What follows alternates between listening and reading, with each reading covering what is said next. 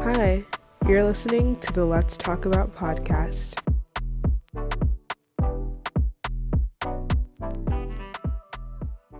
Hey y'all, and welcome back to the Let's Talk About podcast. I'm your host, Mumbi Johnson. If you're new here, and if you're not, welcome back. Thank you so much for listening. It has been a minute.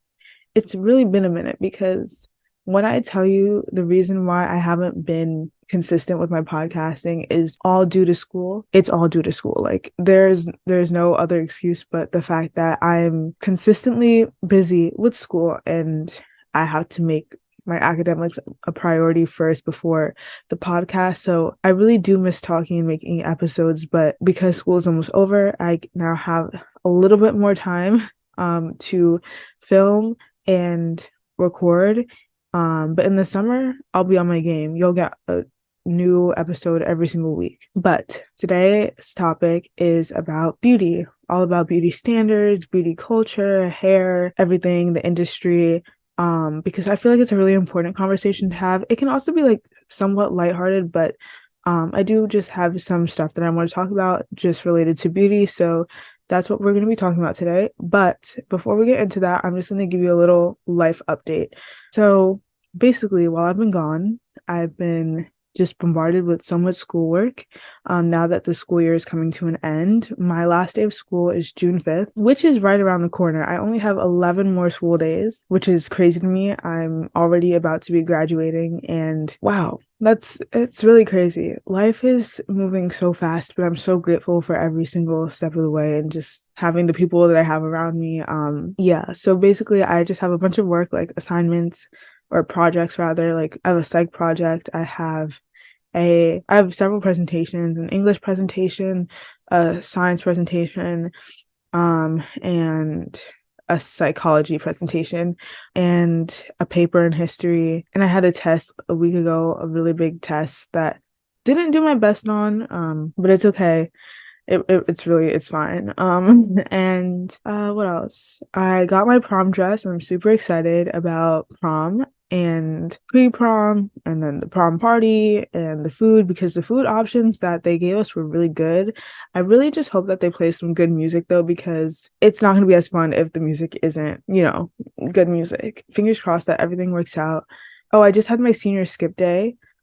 So I know a lot of schools have this sort of tradition, or like any senior traditions in general, but I had my skip day on Tuesday of this week, and my whole grade basically went to Central Park and just hung out there. And then afterwards, my friends and I, we just did our own thing. Like we just went to Shake Shack, had some good food, some good laughs, some good conversation. We have Spirit Week next week at my school, so each day is a different thing. Oh, Monday is like wearing any school merch that you have.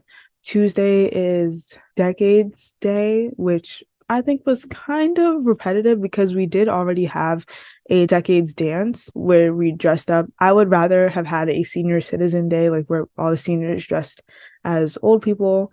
I just feel like that would have been more fun. But Wednesday is, I'm not sure, but I know that Thursday is anything but a backpack day, and Friday is dressed like a teacher in the school. So I already know which teacher I'm going to be dressing up as, so that should be really fun. And yeah, I think that's all that's really going on in my life right now. So now let's get into today's topic, which again is talking about beauty standards, beauty culture, and the industry, everything related to beauty. So let's talk about it. The first thing that I kind of want to dive into is beauty standards as a whole. So as we know, in different places, different locations, different cultures, there are different beauty standards. And I feel like I'm going to speak from my perspective. In the United States, there tends to be a beauty culture and beauty standard where people want certain features in order to find themselves more appealing or beautiful. And I noticed this from a very young age, even when I should have been not focusing on beauty. And being that I am a Black girl in the United States, I had to kind of find my own beauty. And I'm going to explain more about what that means, because I know right now it doesn't really make sense. But from a young age, I always saw commercials of women with long, straight, bouncy hair, in all the commercials and all the magazines, and even other Black women around me had relaxed hair or straight hair. And my parents, they did not relax my hair, perm my hair or anything. They didn't do anything to it. They just left it natural. So I have naturally very curly hair, as you can see if you're watching this video. But as a young girl, I struggled with finding my own hair beautiful. I had a bunch of friends who didn't have the same hair type as me or texture as me. And I would always like doing their hair in braids, and it was like long, straight. But my parents always recall this moment where I asked, why isn't my hair straight? So as a young girl, that, mind you, my mom also had straightened hair, but she didn't decide to straighten mine. So I asked my parents, why don't I have straight hair? Because I kind of thought that maybe something was wrong with me, and maybe I wasn't as beautiful as people who did have straight hair. And I don't exactly remember what my parents told me after I asked them that, but I do remember asking that. And that's kind of sad in a way, because as literally a 4 or 5 year old, you should be focused on having fun with your friends, not worrying about your appearance. But it was something that was very present in my life, and I felt like I needed an answer to that. One thing that my mom did was she cut off her hair to prove that beauty wasn't within the hair, but it was more about what's on the inside, and just, hair did not matter. And I mean, that was very brave and bold of my mother to cut off her hair to show as an example of what beauty meant. And I always found my mom beautiful. She's still beautiful to this day. Love you, Mom, because I know that she listens to my episodes. I'm really grateful that she did such a strong thing like that to prove something to me and not to make me feel like something was wrong with me. But I will say that as I grew up, I did like my hair. I did in different styles. My mom helped me. And I look back on the photos, I'm like, wow, my hair was cute. My hair was cute. I grew an appreciation for my hair. Then in 5th grade was the first time that I had straightened my hair. Not permanently, just I went to the salon and they, did the whole like blow dry, flat iron, and it was for my 5th grade dance. I just wanted to try something new. My dad wasn't so on board with me straightening my hair, but my mom was like, it's okay. She can just do it once and, see how it is. So I did. And I won't lie, it was fun. It was fun to just explore different hair texture because I was so used to my curly hair. It was a fun change. It was very temporary, like it only lasted a week. But one thing that did stick with me was that one day after school, when I was heading to my after school program, there was one of my peers, and we were being seated to get on the bus to go to the after school program. And he came up to me and he's like, I really like you better with straight hair. And to this comment, I really didn't know what to say. I was conflicted. I was like, well, I mean, I was always wearing my curly hair and I didn't think that there was anything wrong with it. And that kind of really hurt my confidence, and especially that this was coming from a boy. And a boy is just not like not that you can't be friends with boys, but it's different. It's like, oh, they're actually looking at your appearance and like judging you based off of it, because none of my other friends had ever said anything like, oh, I like you better with your straight hair versus curly. So just the fact that he said that he liked my appearance better now that I had straight hair kind of just rubbed me the wrong way. He might have not intended it to be like that. We were both kids. It was 5th grade, but internally that made me feel some kind of way, like, oh, maybe straight hair is better and is considered more beautiful and is normal and all these different kinds of things. Now, from 5th grade, going to 6th grade and up, I attended, or am still attending because I haven't graduated, a predominantly white institution where there was a lot of people who did not look like me. When I entered into my school, there were probably only 6 Black kids in my grade alone. In the other grades, I don't really remember, but it was still very few in each grade. So it was the first time I was coming to an environment such as this, because my elementary school, it was a lot more diverse. There were a lot of different cultures and backgrounds and religions. And then I entered into this predominantly white institution. Not that that's a bad thing. It has offered me a great education and I love it there. I've made some really good friends there. But it was sort of a culture shock, because now, not only did I feel not as confident in myself because now I thought my appearance was, there was something wrong with my appearance, But now I was going to a school where a lot of people did not look like me, cannot relate to certain things that I would be able to relate to with my other friends, and it was a culture shock.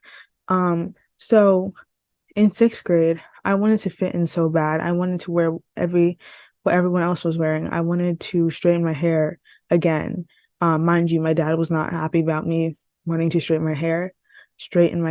I remember in seventh grade when it was bar and bat mitzvah season, I was getting invited to a lot of bar and bat mitzvahs, and that was also a culture shock because I was like, wow, these people have money, like real money.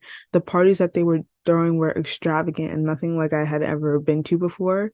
And I'm actually really grateful that I was able to experience that, because it opened my eyes to a different world, a different perspective.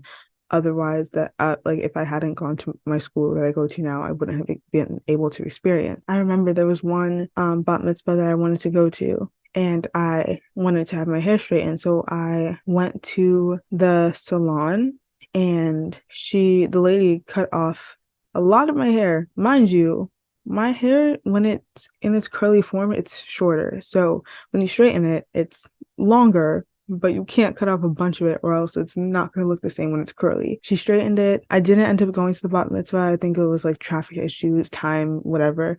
But I felt pretty again. I felt like I could assimilate into the culture. I could fit in. And that was really sad, feeling that without having my hair straight, that I was ugly, that I couldn't compare to the people who were surrounding me. And so I just started to, from there, which it hit a peak in ninth grade, where I just did not have any self-esteem. I did not feel like I was pretty at all. I always told myself, oh my God, I'm so ugly. No one's ever gonna like me. I have acne. I don't have the same clothes. I can never be like this. I can never look pretty, which is really terrible and really sad. And every time I think about it, I'm like, why did I do that to myself? I think partially what it had to do with was a learning curve of like getting comfortable with my identity and who I am, and realizing that I have my own beauty. And I don't have to compare myself to anyone else because I know that I'm beautiful. The acne part, that's just puberty. Like everyone goes through acne. I mean, it's not everyone. Some people don't, and they're blessed. But I did have acne. Not that it was terrible, but it was an occasional few bumps here and there. And I just thought that was like the end of the world for some reason. But when COVID hit and I was alone in my room for majority of the days because we weren't allowed outside, not allowed, but no one was going outside. That's when I had a lot of time to self-reflect, a lot of time to improve on myself and my mindset and my habits. I stopped calling myself ugly because I'm not ugly. I don't think anyone's ugly. Beauty is very subjective to begin with, but I started saying affirmations to myself like, I'm beautiful, I'm pretty, I'm gorgeous, I'm smart, I'm intelligent, I'm confident, I'm all these different things that made me feel empowered. I remember there was a song by Baby Tate, like, I am healthy, I am wealthy, I am rich, I am that.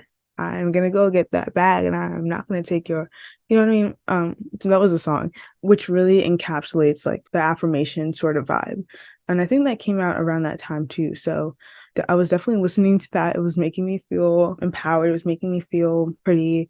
And I started to really just embrace my curls and my natural hair. I mean, I was really heavy on watching the natural hair community on YouTube, and learning how to do my hair in styles that I would like to see my curly hair in.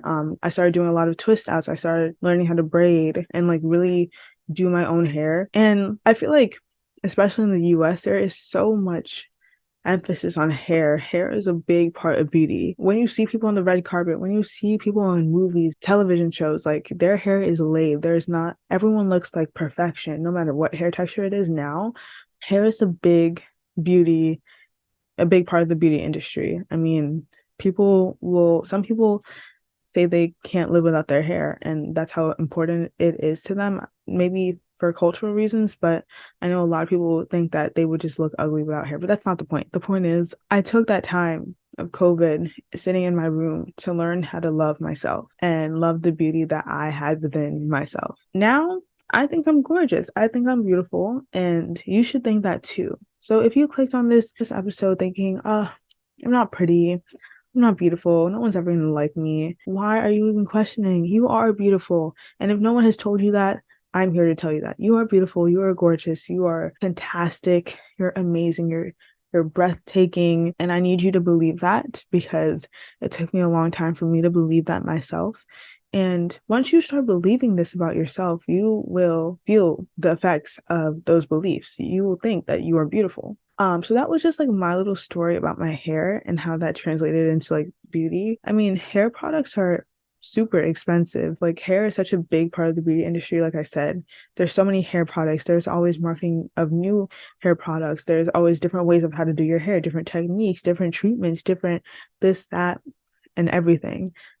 There's so many salons. Hair braiding is expensive. Any sort of, if you want to get wigs, weaves, if you want to have a blowout, you want to have a curling iron, like all these tools, equipment to do hair, it's so expensive. And I think hair is a really big part. It does tell a story in a way, and it can be a part of your identity. Some people love being with short hair, and that's just them.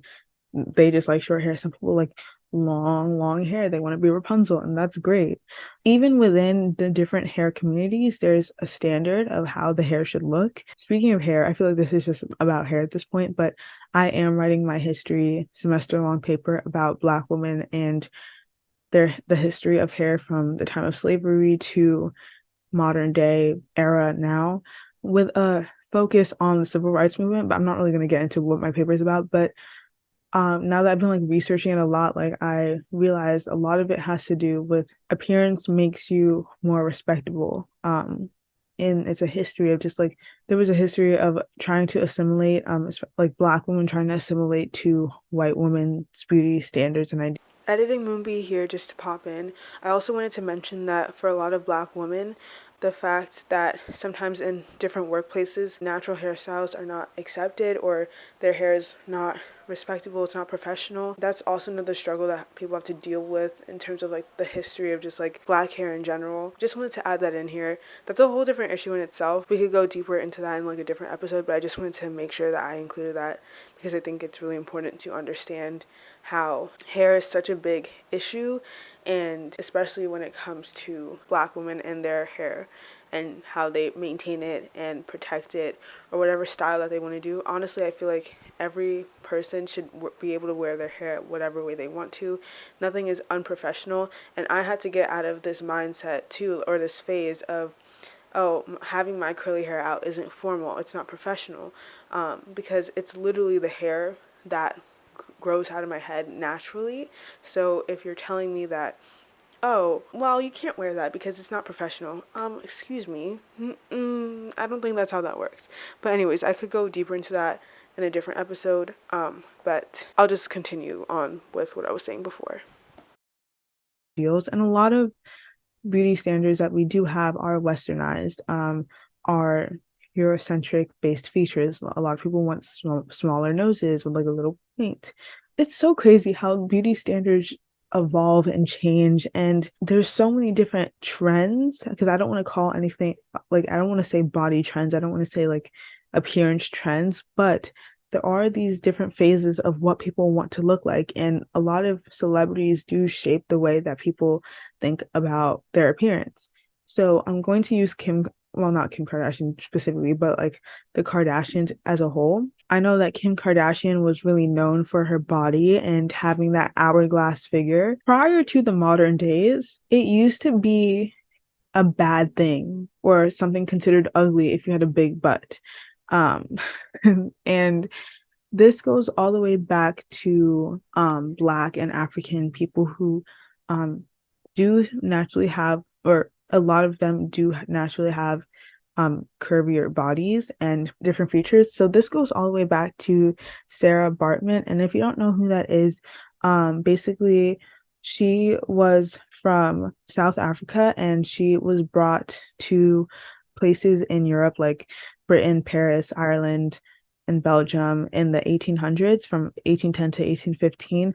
And basically she was exhibited as like a human zoo. And she was dressed naked, if she had, sometimes she was shown with no clothes, or sometimes the clothes that she had on were very revealing. And basically people would observe her and look at her because she had a large bottom, and her body shape was not like anything that would compare to Eurocentric, or white people's bodies. And she was treated very inhumanely and just displayed for her body, and she was put on display because people were curious, and she was put in different like exotic exhibitions. So like she was just kind of paraded around these people and prodded at. She was just treated very inhumanely, but it stems all the way back from that. And it was looked at as a bad thing. If you see sitcoms like Moesha from the 90s, like you'll see that people believed, or like in older movies, like you'll see that, oh, having a big butt is a bad thing. But then all of a sudden, when we came into the 2010s era, right? I think that's when it started.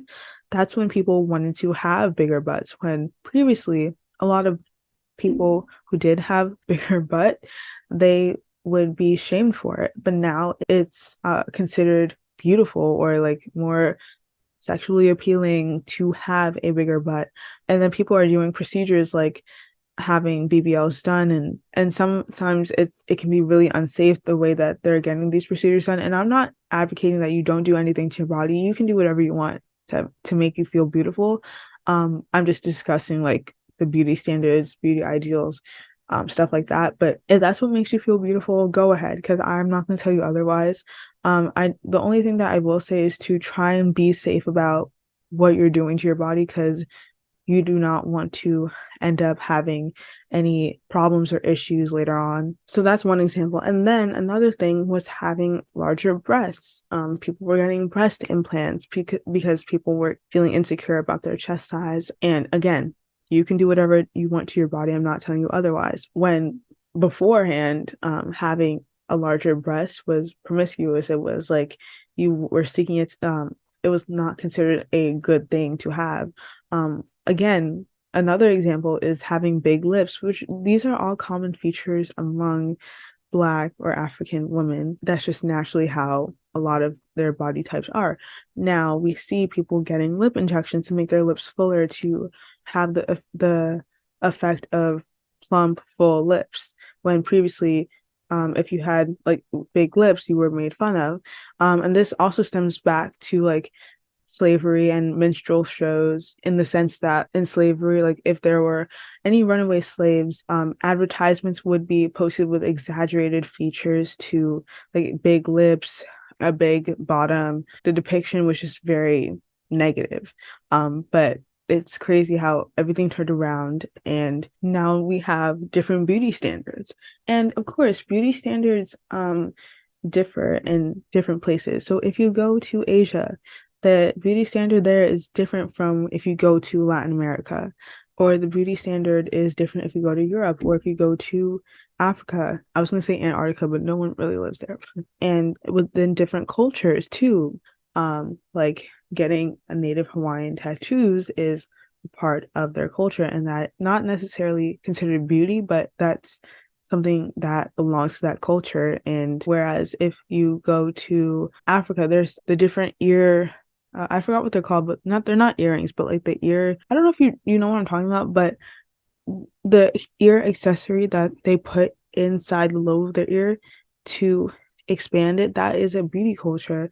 Not a beauty culture, that's part of a cultural experience. And in many different cultures, there's different ways to express beauty and how beauty is expressed. So again, this is why beauty is so subjective. There are so many different standards of beauty. One thing I want to say is that I really appreciate how far diversity has made it in terms of the beauty industry. I still feel like there's a lot of work to be done, but it's good to see a lot of different representation of all body sizes, of all skin tones, of all hair types, of all different sorts of bodies, abled bodies or disabled bodies. Just having that representation, I think, is very important. It is not showing one sort of beauty. It's not showing one beauty standard, it's showing every single kind of beauty, which I think is the best thing. So everyone feels represented, because if we were to only have one model of what beauty is, then people would be like, oh, I don't feel beautiful because I'm not being praised to the same extent that that one model of beauty is being praised. I don't have those features. I don't have this. I don't have that. But I feel like the beauty industry has come a long way, and there's still room for improvement. Definitely, I will say that. Oh, another thing I wanted to touch on was colorism, which is a really big thing in the beauty industry, actually. And if you don't know what colorism is any discrimination or prejudice based on skin color. So this can happen within different ethnicities and races. Basically, discrimination against a darker skin tone within that same ethnic or racial group. So there's a lot of colorism in the Black community, a lot of colorism even in the Latin American community, even in Asian communities too. Like if you have darker skin, you're not considered as beautiful as if you had more paler skin. So that's another factor of beauty that has a big role. I think it's especially prevalent in a lot of Indian culture too, and being featured in Bollywood movies. I remember watching this video with my dad, and it was about colorism and how they chose the lighter skinned actress instead of the darker skin, but it was just based on skin tone. It wasn't based on skill or anything else like that. It was just based on skin tone. Another thing that I wanted to add was skin bleaching is a really big thing in a lot of countries where there are people of color, because colorism permeates the beauty culture in those countries, in those continents. So if you don't know what bleaching is, it's basically using chemical products to lighten your skin, which can cause a lot of different things like cancer and other skin problems, but it's prevalent in countries where people have more melanin in their skin, and they believe that having lighter skin will offer them more opportunities, makes them look more beautiful, and it's just like ingrained into the beauty culture. I know it's a big thing in Nigeria. There's a lot of skin bleaching, but it's everywhere. In places like Asia, there's skin bleaching, a lot of skin bleaching products in general, that have the worst ingredients in them, but that's what they believe will make them more beautiful, will make them more respectable, will make them more just appealing in general. So just wanted to add that in too. Colorism is a big thing, but I feel like slowly, gradually, we're trying to combat that. And honestly, I really think that there are so many different beautiful people and so many different shapes, sizes, shades, hair types. Like, I feel like there are so many beautiful people and diverse people. Everyone's beauty should be appreciated. And don't feel like because you're not receiving a certain type of attention that you're not beautiful. You are beautiful. If you want to find that one person one day, you are going to find that one person one day. So don't get down on yourself and start calling yourself ugly. You are beautiful. You're amazing. I feel like I should just like name a few people that have really made me appreciate my beauty. One is my mom. Love my mom so much, and she has been a big inspiration for me and finding my beauty. In terms of like celebrities and stuff, I will say that Chloe and Halle are two people that I really recognize for their beauty, because they wear their hair in locks, and you don't see a lot of female celebrities with uh locked hair. And I've seen the way that their stylist puts together their hairstylist puts together their hair, and they do all different kinds of hairstyles, and I'm like, wow, that is beautiful. It's so creative. It's such an expression of creativity and just experimenting with beauty. And I think they are some of the purest souls, and they're very sweet from what I've seen. And so they've been a big inspiration in terms of my beauty, in recognizing my own beauty as well. I know Adut Akech, she's a model. I don't know if she specifically models for Vogue, but she does a lot of different like high-end fashion shows, and she's featured in Vogue a lot, as well as Anok Yai. Yeah, I think that's how you pronounce her last name. Yeah, they have beautiful skin tone. It's so dark and so beautiful. Every time I see them, I'm like, wow, they are such beautiful human beings. But Then again, they really inspire me a whole bunch. But I think there's so many different beautiful people. Literally every day, like you come across beautiful people. Yeah, I feel like there's so much beauty. There's this whole like wait, can we just talk about this is so off track, but can we just talk about um how beautiful the earth is? Have you seen like these different places on earth that you're like that exists? It's so beautiful. Like nature's creation is amazing. We were created, all of us human beings were created. We are beautiful people. The earth is beautiful. It's just an appreciation of nature, you know? Like so okay, I think that's it for today's episode. I just wanted to talk about beauty. I just wanted to give my little story. I just wanted to make you feel beautiful. Thank you so much for listening until the end. If you enjoyed this episode, or the rest of this podcast, please give it a good rating and leave a review.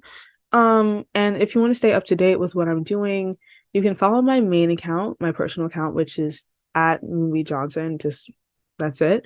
You can also follow the podcast Instagram at let's_talk_about podcast. And there's also a TikTok, a Pinterest, a YouTube channel where I post the videos to the episode. So if you want to go watch the videos, you can go ahead and do that. I have a YouTube channel. I also have a main YouTube channel. So like you can literally find me anywhere. Also, this is like a plug for me, but if you're looking for a new YouTube channel to watch this coming summer, I will be posting videos weekly. I'm gonna say weekly, maybe every week and a half. I'm gonna start my YouTube journey. So you can subscribe if you want to, no pressure. And yeah, so thank you so much for listening. I hope you enjoyed today's episode and I hope you feel beautiful because you are.